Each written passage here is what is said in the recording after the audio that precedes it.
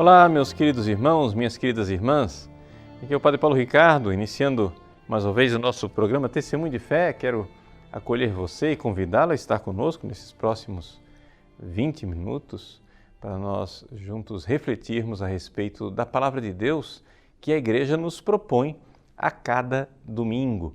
Esse domingo, o segundo domingo da Páscoa, é o domingo da Divina Misericórdia, é famoso por ser o domingo em que nós proclamamos o Evangelho da aparição de Jesus a São Tomé.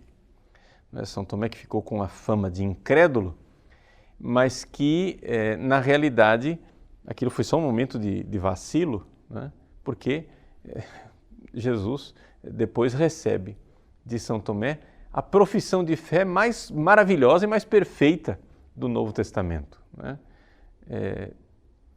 São Tomé se mostra assim um pouco, quase que um filósofo empiricista, Ele quer ter uma experiência, ele quer realmente experimentar a realidade do Cristo ressuscitado, dizendo: se eu não vir a marca dos pregos em suas mãos, se não puser o dedo nas marcas dos pregos. Então, ele quer ver, ele quer tocar. Então, aqui nós temos esse momento de incredulidade, mas que depois transcende num ato de fé maravilhoso. Por quê? Porque quando Tomé finalmente encontra Jesus ressuscitado, ele não diz, vejam bem, ele não diz: agora eu creio que Jesus ressuscitou. Não, ele diz muito mais. Ele diz: meu Senhor e meu Deus. Ou seja, ele está vendo o homem ressuscitado.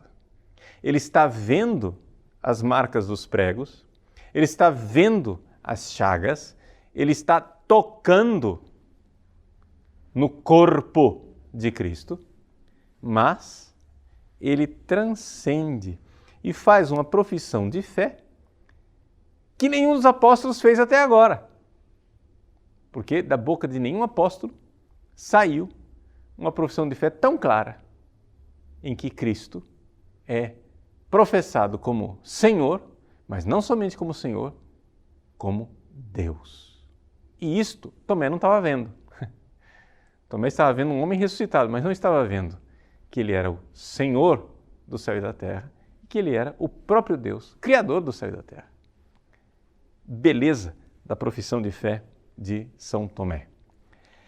Então, eu gostaria de, nesses minutos agora, conduzir você para uma reflexão, para que a gente, nesse tempo de Páscoa, possa realmente crescer na fé. Tá? Por quê? Porque a fé ela precisa crescer. Como diz São Paulo aos Romanos, o justo vive pela fé. Então, se você quer viver uma vida espiritual, a sua fé precisa realmente crescer. Na própria linguagem de São Paulo, você deve passar de fé em fé, até que finalmente a sua fé se torne uma fé robusta, a fé não de um principiante somente, mas de uma pessoa progredida, de uma pessoa que adulta na fé. Tá bom, como é que a gente faz isso na prática? Bom, nós, nesse tempo pascal, podemos e devemos nos aproximar do Cristo ressuscitado no seu corpo glorioso ressuscitado na Eucaristia, para então termos esta mesma experiência de São Tomé. Então eu gostaria aqui de conduzir cada um de nós para uma experiência de fé na Eucaristia. Por quê? Porque se nós tivermos uma experiência de fé mais profunda no Cristo ressuscitado presente na Eucaristia, nós estamos ali unidos ao Cristo ressuscitado e estamos recebendo uma graça e um impulso espiritual que vai fazer com que a gente cresça espiritualmente, cresça nessa vida da fé. Então vamos lá. Primeira coisa, o que é fé? Fé é exatamente o contrário daquilo que Tomé estava exigindo. Tomé estava exigindo o quê? Ele estava exigindo uma experiência sensível. Não é? Se eu não vir a marca dos pregos, ele queria uma experiência visual. Se eu não puser os dedos nas marcas dos pregos, ou seja, se eu não pousar a mão no seu lado, ele estava querendo uma experiência táctil, visual, dos sentidos, para então poder crer em Jesus. Mas veja, se é exatamente isto, que é o contrário da fé, ou seja, a fé, a gente tem fé quando a gente acredita numa palavra. Você não viu, você não tocou. Eu me lembro que eu estava um dia sentado à mesa do Pontifício Colégio Pio Brasileiro, quando eu era seminarista, e estava lá uma discussão na mesa, os padres discutindo se acreditavam ou não acreditavam no milagre de São Januário, não é? Que todos os anos na festa de São Januário, o sangue de São Januário fica novamente líquido, né? O sangue seco, coagulado, se liquefaz todos os anos na festa de São Januário. E os padres lá dizendo, eu acredito, não acredito, acredito, não acredito. Bom, o fato é que um bispo que estava sentado à mesa conosco chegou e disse, eu não posso ter fé no milagre de São Januário. E eu fiquei escandalizado, meu Deus, o bispo não tem fé, né? Ele disse, eu não posso ter fé. Por quê? Seu bispo, o senhor não pode ter fé. Porque eu vi. Eu estava lá na Catedral de Nápoles, quando o cardeal pegou a ampola com o sangue coagulado de São Januário. Eu vi o sangue coagulado e segundos depois estava lá, borbulhando líquido, espumando. Então eu vi, eu não posso ter fé. Exatamente isso, ou seja, se você viu, então não é uma questão de fé. Você tem fé em outra coisa, não vista. Ou seja, você viu o milagre e então você tem fé no invisível, ou seja, que ali existe uma ação divina. Que aquilo não é um fenômeno parapsicológico, um fenômeno explicado cientificamente, uma charlatanice, sei lá o quê. Então a fé é no invisível. Então você tem que crer na atestação da fé da igreja. A palavra de Deus, não é, transmitida através da igreja, nos diz que nós temos que crer no que Jesus falou. Na Eucaristia, como é que a gente tem fé na Eucaristia?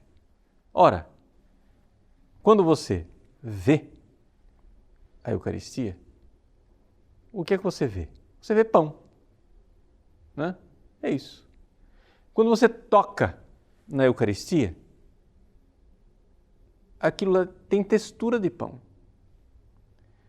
Quando você degusta a Eucaristia, aquilo lá tem gosto de pão. Mas você ouve uma outra coisa. Você ouve uma palavra que diz assim, isto é o meu corpo. E aí você tem fé. Ou seja, você crê no que você não está vendo.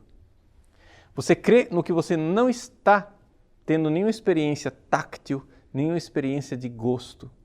Como diz Santo Tomás de Aquino no famoso hino Adoro te devote, visus tactus gustus in te fallitur. Ou seja, os sentidos da visão, do tato e do gosto, do paladar, eles falham, né? Eles não, ali não estão dizendo a verdade. Eu vejo pão, eu tenho textura de pão, eu tenho gosto de pão, mas aquilo não é pão, não é a verdade. A verdade é que aquele é Jesus. Então, para que eu saiba a verdade que está ali, eu preciso crer no que eu estou ouvindo e não no que eu estou vendo. Isso é fé. Ele está dizendo, isto é o meu corpo. Por isso São Tomás diz assim, sed audito solo tutto creditur. Mas somente pelo ouvir, pela audição, se crê, então, com segurança. Meus queridos, este passo de crescimento na fé, ele tem que acontecer na sua vida. Por quê? Porque quando a gente se converte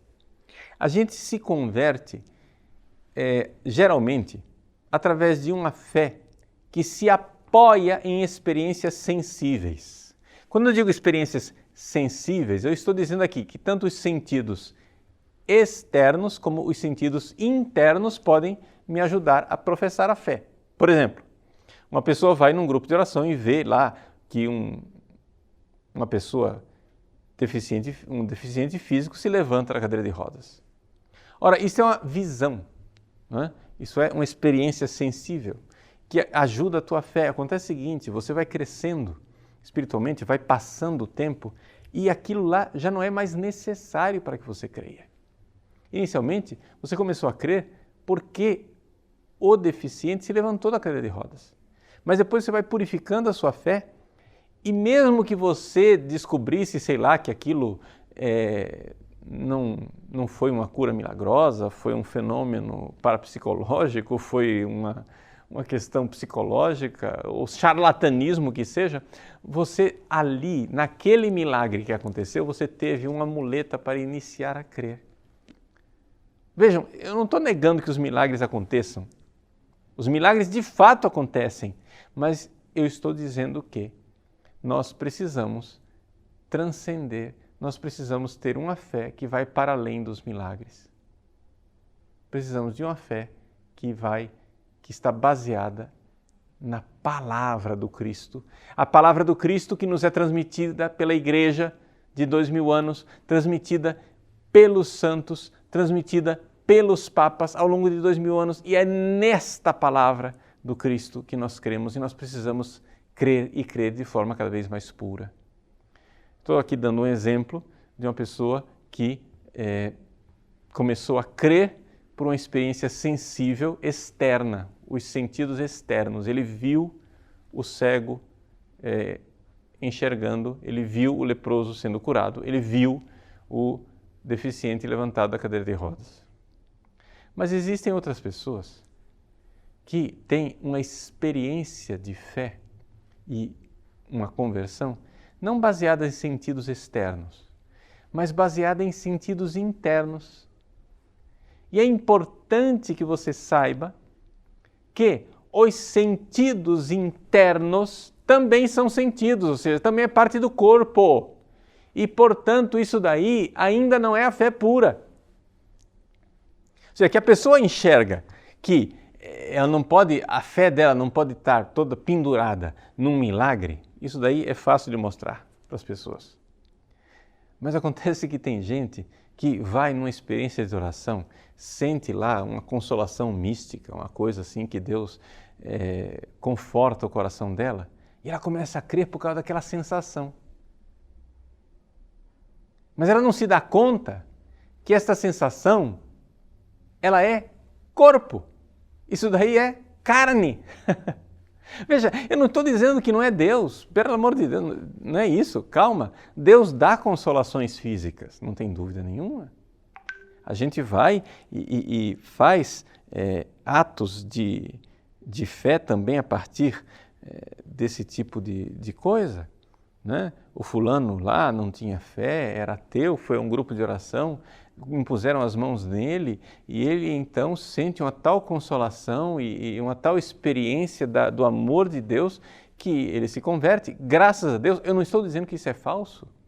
Eu só estou dizendo que isto é um toque de Deus na alma da pessoa que reverberou no corpo.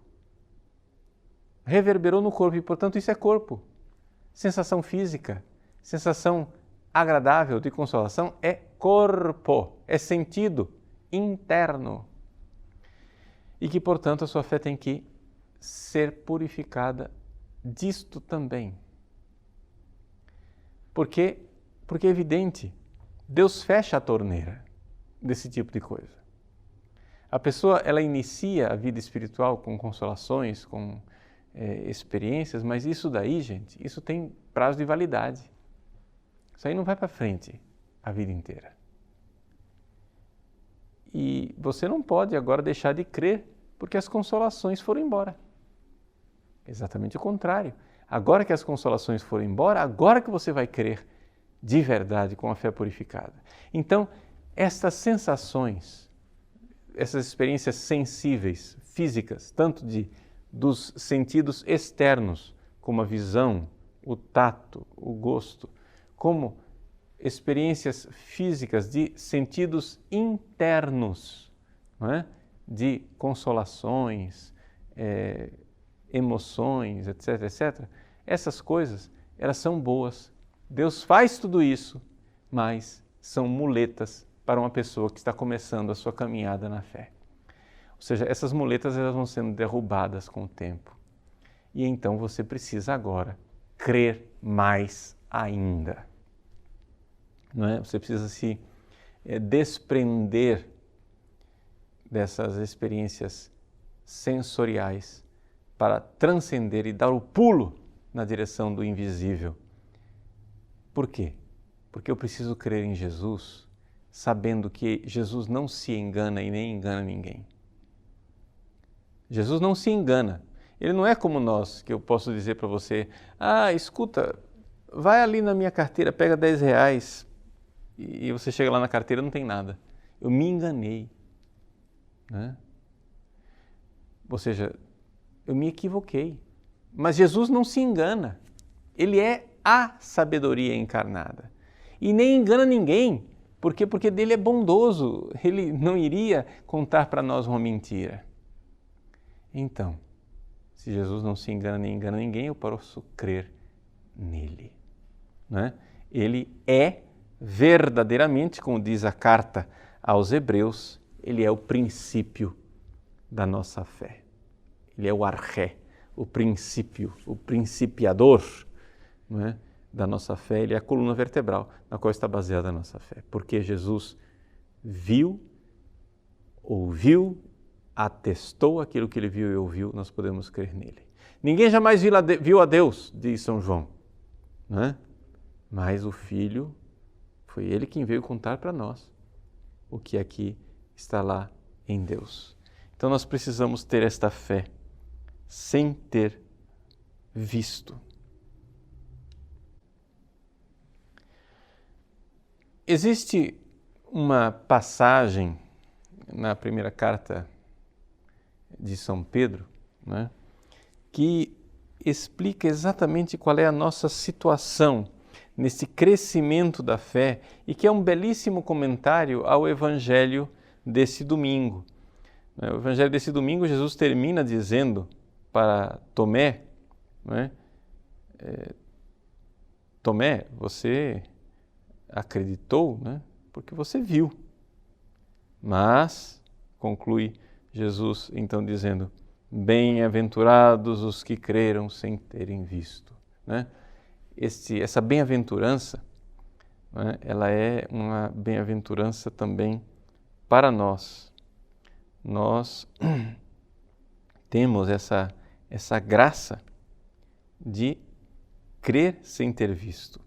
E na primeira carta de São Pedro, lá logo no início, né, São Pedro escreve para os primeiros cristãos que estão passando por perseguições, provações, etc., etc., a respeito da preciosidade desta fé. Ou seja, os cristãos estão sendo purificados na sua fé. Você começou a crer em Jesus, né?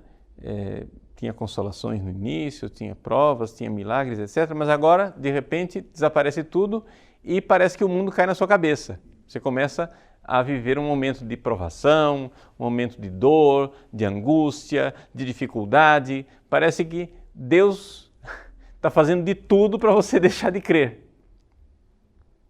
Então, São Pedro diz assim, né, que a prova que é submetida à nossa fé. Ele diz, deixa eu ler para vocês, começando, né, do versículo 4. Ele fala de que nós temos uma herança incorruptível que nós vamos receber no céu. E aí no versículo 5 ele diz assim, para vós que sois guardados pelo poder de Deus por causa da vossa fé para a salvação que está pronta para se manifestar nos últimos tempos. Então você tem fé, né? Está passando por tribulações? Muito bem, continua, a fé vai guardar você para a glória dos últimos tempos. para a glória que virá no céu. E ele diz, é isto que constitui a vossa alegria. Veja aí a bem-aventurança que Jesus falava lá para Tomé, né? É isto que constitui a vossa alegria. Apesar das aflições passageiras, a vos serem causadas ainda por diversas provações, para que a prova a que é submetida a fé, mais preciosa que o ouro perecível, o qual, entretanto, não deixamos de provar ao fogo, redunde para o vosso louvor, para a vossa honra, para a vossa glória, quando Jesus Cristo se manifestar. E aí vem a parte central que eu queria recordar. Este Jesus, vós o amais sem o terdes visto. Credes nele sem o verdes ainda. E isto é para vós fonte de uma alegria inefável e gloriosa, porque vós estáis certos de obter, como preço da vossa fé, a salvação de vossas almas. Vejam, meus queridos, esse texto da primeira carta de São Pedro é muito precioso porque ali São Pedro está escrevendo para os primeiros cristãos e, portanto, escrevendo para nós também, dizendo, gente, vocês estão sendo perseguidos. Né? Nero está aí colocando todo mundo, né, jogando todo mundo para os leões. E, no entanto, essa tribulação, ela é temporária. E crer em Jesus é para nós uma fonte de alegria inefável e gloriosa. Você lê essa passagem de São Pedro e diz assim, mas eu não experimento isso. Mas acontece que é isto que Deus quer fazer com você. Deus quer que a sua fé cresça, que você tenha uma fé que vai crescendo de fé em fé, até que finalmente você conheça, ainda aqui na terra, esta bem-aventurança de crer, mesmo sem ter visto nada. Na Eucaristia, então, você tem a possibilidade de chegar a isto. Como é que você deve, então, comungar? Veja, quando a gente insiste com as pessoas que elas devem fazer um tempo de ação de graças, depois de terem comungado, as pessoas sempre vêm dizer, mas padre, eu não sei o que rezar. Eu não sei o que dizer depois que eu comungo. Eu fico ali 5 minutinhos, mas logo não sei o que dizer. Eu preciso de um livrinho de devoções, de alguma coisa. Eu não sei fazer essa oração íntima que o Senhor fala. Bom, a oração íntima, meu querido, você faz fazendo atos de fé, esperança e caridade. É simplesmente isso. Né? Ou seja, atos de fé, esperança e caridade, um depois do outro, cada vez mais. E principalmente atos de fé, em que você crê na presença de Cristo ali, porque é a fé que une você com Jesus. A fé é este plugue, é este cabo que une você ao Cristo ressuscitado e que faz com que você receba a graça de crescer espiritualmente. É o alimento. Você foi batizado, você recebeu uma sementinha. Fazendo atos de fé ali na comunhão, a sua sementinha vai sendo regada e você vai crescendo espiritualmente. Então, faça isso. Eu sei que dizer isso, ouvir assim, parece uma coisa muito teórica. Mas se você dedicar tempo à sua ação de graças, tempo generoso, né, a coisa vai funcionar. E eu digo isso não somente para os leigos, digo isso para os padres também. Né? Eu sei que é uma dificuldade enorme para nós padres terminar a missa e ter um tempo de ação de graças. Por quê? Porque a sacristia é invadida de gente, a gente querendo resolver problemas, etc, etc. Mas, padre, olha, faça isso. Diga para as pessoas, olha, gente, quem quiser falar comigo, eu estou à disposição. Daqui a meia hora. Eu vou dar meia hora de ação de graças a Jesus. Ainda mais nós padres que quando comungamos, recebemos uma hóstia bem maior e, portanto, a presença de Cristo, ela se alonga por mais tempo, porque enquanto estiverem ali, a aparência de pão estiver ali, não é? A presença de Cristo está lá. Então nós podemos crescer espiritualmente. É só questão da gente se organizar e o povo não vai ficar com raiva, não. Muito pelo contrário. O povo fica edificado de ver que o seu padre quer rezar, que o seu padre quer estar na intimidade com Cristo. Né? Então, vamos fazer isso. Não quero aqui dar lição para ninguém, mas não sou eu quem dou lição. Eu só estou partilhando, né, com vocês, leigos, padres, etc., partilhando aquilo que os santos ensinam. Né? E que a gente pode experimentar pessoalmente e ver que é verdade mesmo. A gente cresce na fé, a gente vai crescendo na fé, de fé em fé, porque o Cristo ressuscitado ali, na comunhão, faz com que a nossa fé se torne mais robusta. Então, que neste domingo da Divina Misericórdia, nós, neste ano da Misericórdia, tenhamos uma experiência de fé, nesse amor imenso de Deus por nós, manifestado no Cristo ressuscitado, e que nas nossas comunhões cada vez mais fervorosas, nós possamos ir crescendo de fé em fé, até que sejamos pessoas que podem dizer que cresceram na estatura de Cristo. Deus abençoe você. Em nome do Pai, do Filho e do Espírito Santo. Amém.